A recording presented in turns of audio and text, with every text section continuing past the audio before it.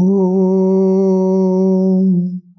Jananim Sharadam Devim Ramakrishnam Jagadgurum Padapadme Tayo Shritva Pranamami Murmuhu.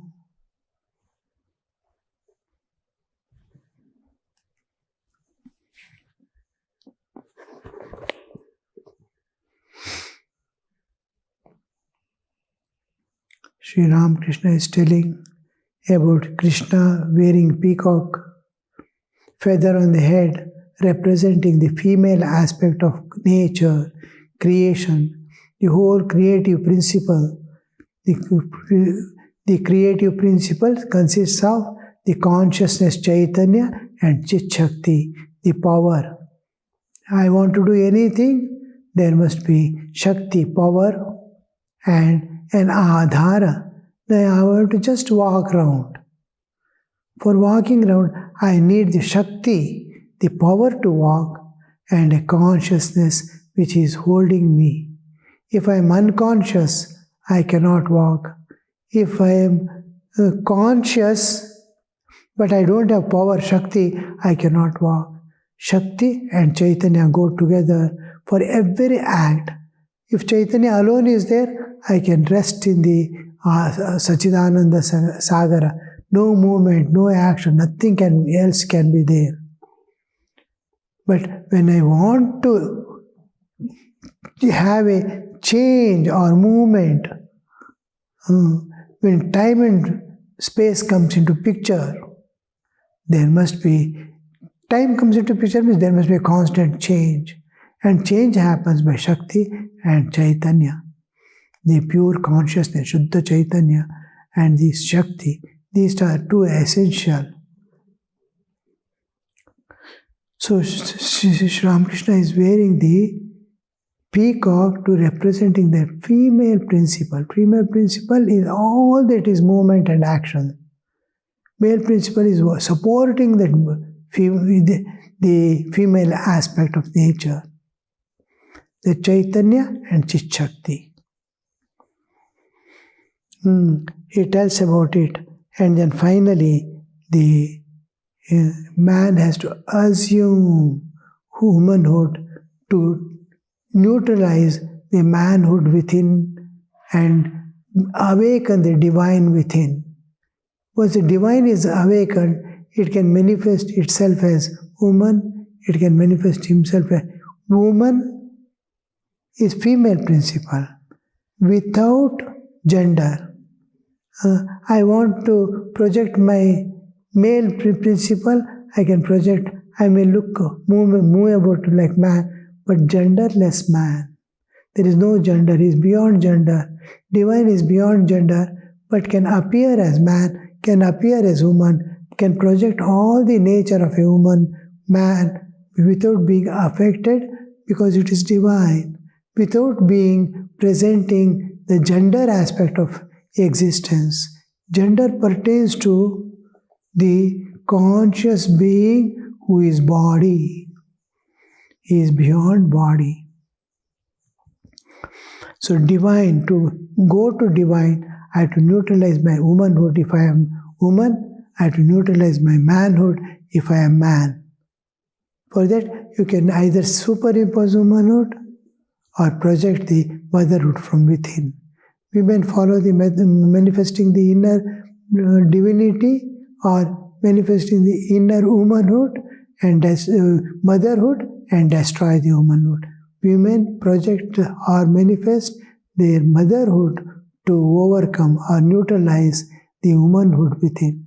Man superimposes motherhood to dissolve the manhood.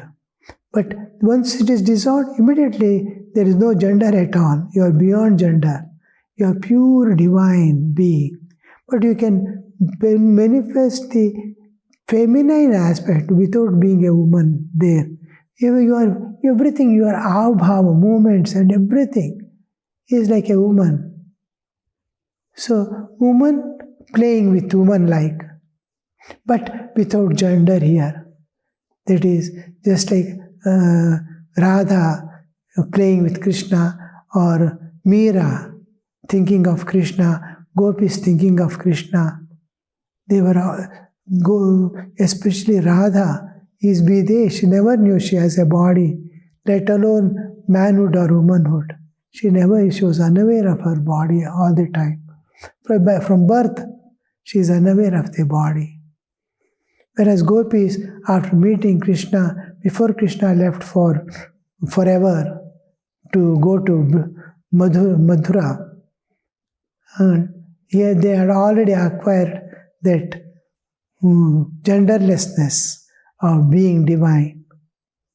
Divinehood they had already manifested from within to dissolve. Now you can see later on how even in the sadhaka, how he transcends the manhood and womanhood. Whether he's a man or a woman, he has to transcend that and manifest his inner divinity. Where divinity is there, there is no differences of anything within or without. You can't see anymore a woman or a man. It's just like a child seeing two forms without any meaning to it. That will be the state. But he can play like woman and just like clay. Clay can be made into a woman picture, woman statue or man statue. Both doesn't have gender. Like the divine is manifesting as man, divine is manifesting as woman. To be one with women. To be one, he can manifest as a child, being one with all children. Because that oneness, total oneness can be had in that. If I am a child, all children, we are playing together, I become one with them. There is no difference. They do not hesitate or no changes in them. Similarly, I can be divine, I can be one with gods and goddesses, I can be anything. That power or the understanding or capability to manifest myself as many or anything I want to be is possible when you become divine. But it's quite different when one reaches perfection.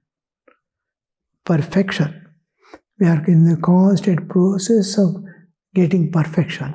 It is just like we are just like ore that has come from the earth. Iron ore, gold ore.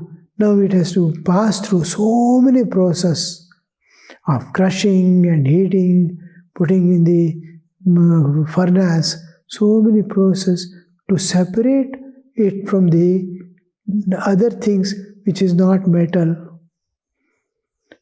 What a great amount of process it undergoes, and it gets rid of all dust and impurities. And then finally that pure metal comes into picture. It is attaining perfection. Then when it is molded into or changed into a particular shape that we want, it has attained perfection. I want to make a plate out of it. Oh, it's over. It has become a plate. It has attained perfection. After realization of God, there is not much for a man to fear. After realizing God, even Sri Ramakrishna says, even when has reached the Anahata Chakra, there are chances he may fall down again. But when he crosses Vishuddha Chakra, there is no more fall. There cannot be a fall again, because the Rupa has dissolved. Arupa has begun from throat, Akasha Tattva. Akasha Tattva is entirely unstained, absolutely unstained. Akashamiva Nirlepa. It is absolutely, it can, everything, even air can be contaminated. Air can carry smell. It can become, air can carry smell. Though it will not become smell, it can carry. Space cannot carry also. Space is all pervading, and it doesn't, you cannot color it, you cannot make it smell, you cannot make it anything. It doesn't get stained. The Akash is, space is, you try to burn it, try to color it, the sky, nothing happens. Nothing can color it. So that space you are, and you can imagine what is beyond. So when you reach the Vishuddha Chakra, nothing can stain you or nothing can pull you down back.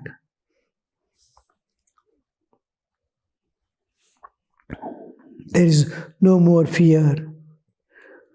He has become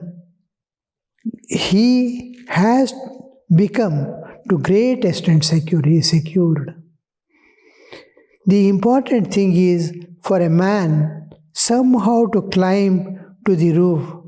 Person has to somehow climb to the roof. After that, he can dance there. But he cannot dance on the steps. Steps he tries to lean here, there, he will fall down. Not only dancing. After climbing roof, you may no longer discard what you have discarded before, one by one step. You find that stairs are made of the same material, bricks, lime, and brick dust as the roof. What is made? By which material?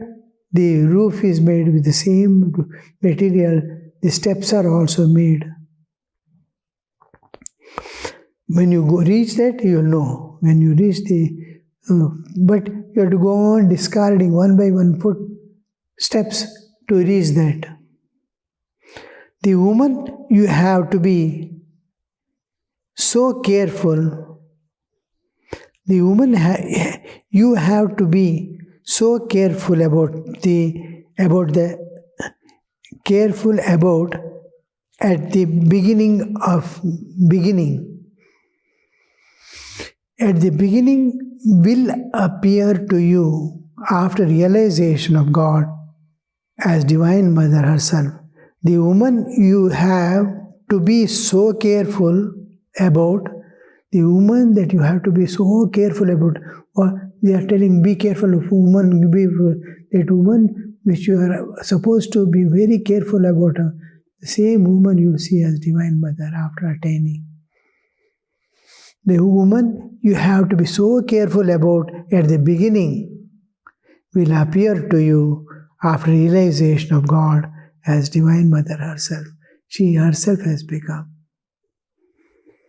Then you will worship her as a Divine Mother.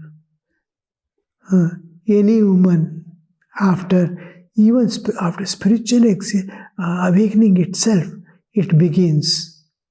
The woman loses all her charm, or the womanhood is not recognized by the soul. One who has got spiritually awakened, his bodily identity has gone away. He cannot see any body anymore. He sees just the inner content, illumined. The body is illumined by Chaitanya, and you see, nobody touches a red hot iron. Because it is iron only, but when it has become red hot, he is able to see the redness of iron. He doesn't touch. Because he knows it is no more iron, it is fire. Like that, when you see, after spiritual awakening, when you see every jiva, everybody, man, woman, child, they are identically illumined. They are light. There is neither attraction nor repulsion. There is a wonder to see that. Joy in seeing itself. In fact, when you actually pass through these stages, at every step, you will be expressing your gratefulness to God. Because these are impossible tasks for a man by his own power. Each time is to surrender, surrender, surrender. He knows the next step, but he cannot place it. He knows he has to go through that, but he cannot. It is just like a child is trying to climb over a small stool or something, or a barricade which mother has put that he should not go out. He cannot think of climbing it. He holds it. He peeps outside, but he cannot cross it. It will, sadhaka state will be like that.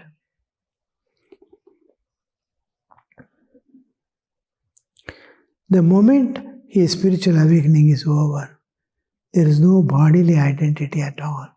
It's all light. It's just like burning bulbs. All bulbs, when it is not switched on, they all look like some material objects. When the bulbs are put on, immediately they look, the light, the bulb size, shape, nothing matters. It is illumined. Now, illumining, what we differentiate is how much of illumination is coming out. Between man and man, person and person, it is the light that is how much of transparency has maintained between body and soul. All layers. Some people, most of the layers are clean and light is coming out as it is. Some are little opaque. Some are darker as you go. This is only difference. All are lit. All are giving light.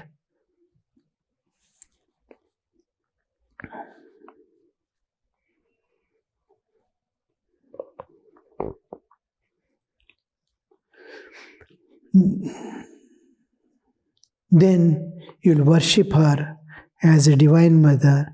You won't fear her anymore. You have seen the Divine Mother. The thing is to touch the granny. You have to touch the granny. As children do in the game of hide and seek, then you can do whatever you like. Granny is one who is making them play. There will be few people who will not allow the one to come and touch the granny.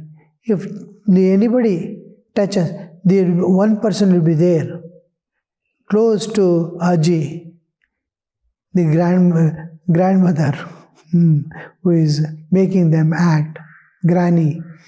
And the one who has to see that none of the group, suppose 10 people are there, one will become the main player, others will be running about. Whoever touches granny, he is free from the play. He has attained. Like that. He will be watching anybody moving to say, he will run and obstruct them. When he is obstructing one, the other will come. He cannot touch them. He can obstruct. So from other side, another will try to come running and touch the granny. He has to immediately leave this and go run there. If he touches anybody, they are out of game.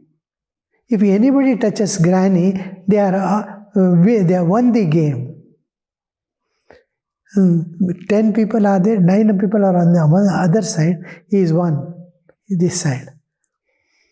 And anybody touching, if he touches anyone, he is out. That is, he is out of the game. Now he may have to come and play and he will join the others.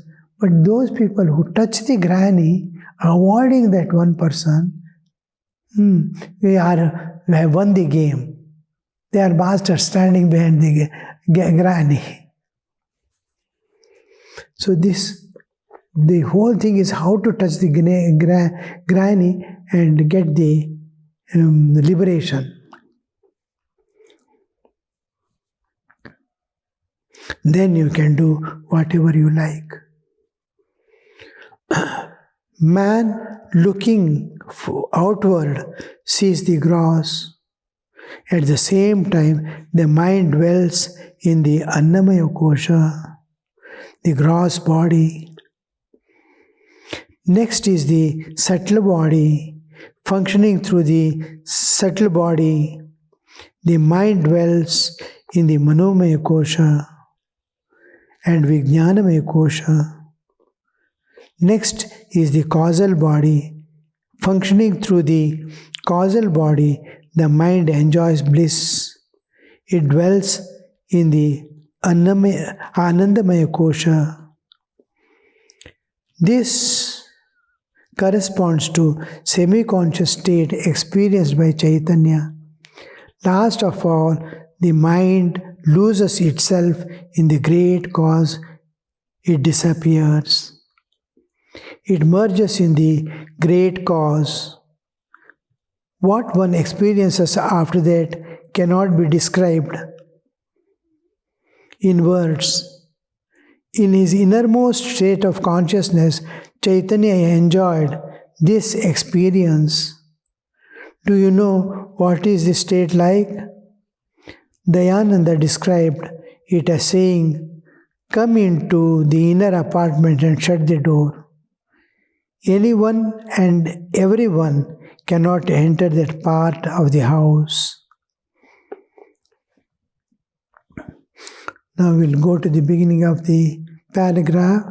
Man looks forward, sees the gross world. At the same time, his mind dwells in the Annamaya Kosha, the gross body. He is seeing outside, he is seeing the gross world, and he is identifying with the gross body. He is a part of the gross Sthula Sharira. He is Sthula Sharira now. He is identified with the gross body and looking at the gross world. Just like I am identifying with the dream body and seeing the dream world. I am identifying with the physical body and I am seeing the physical world. And he is now a part of the Annamaya Kosha. Functioning through subtle body, the mind dwells on the Manogamaya Kosha.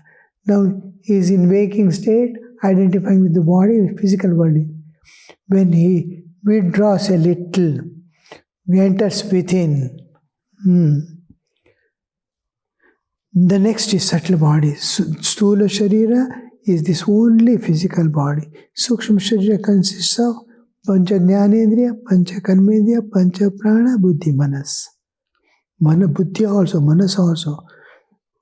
After Annamaya Kosha, Pranamaya Kosha, Manomaya Kosha, Vijnanamaya Kosha. All the three belong to subtle body, Sukshma Sharira.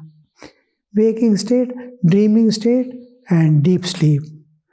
Now, this dreaming state, it is something like dreaming state, subtle body. I have three bodies, pervading all the three, I am in waking state. Leave physical body, I am in dream state. Leave the subtle body, I am in deep sleep. The subtle body consists of Pancha Jnanendriya, Pancha Karmendriya, Pancha Prana, Buddhi, Manas. 17 parts. In Pancha Jnanendriya, 5 senses, organs of senses. Pancha Karmendriya, 5 organs of action. Pancha Prana, 5 types of systems working in our body, like digestive system and all that. 5 system energies working to keep the body alive. The Pancha Pranas. Buddhi and Manas. Buddhi contains always ego, ahankara. And memory, chitta, contains the memory. So these become the subtle body. When I am in subtle body, Manomaya Kosha, I am dreaming. Leaving all that, I enter into Anandamaya Kosha. In sleep. Functioning through the subtle body, the mind dwells in the Manomaya Kosha and the Vijnanamaya Kosha. Next is the causal body. Functioning through the. It is not samadhi. Samadhi is samadhi. It has settled down. This is functioning. Function is active. I am functioning the waking body. I am functioning through subtle body. I am in dream state. I am functioning through causal body is functioning. It is resting. It is samadhi. No functioning. Same place, I am resting. It becomes samadhi. Functioning through the causal body, it enjoys bliss. Next is causal body. The functioning through the causal body, through the subtle body, is enjoying the dreams. Next, the subtle body.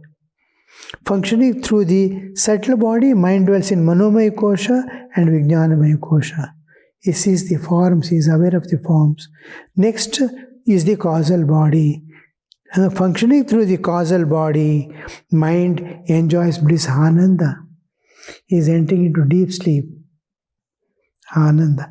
Then he enters into in the second stage of deep sleep, he enters into the Chaitanya.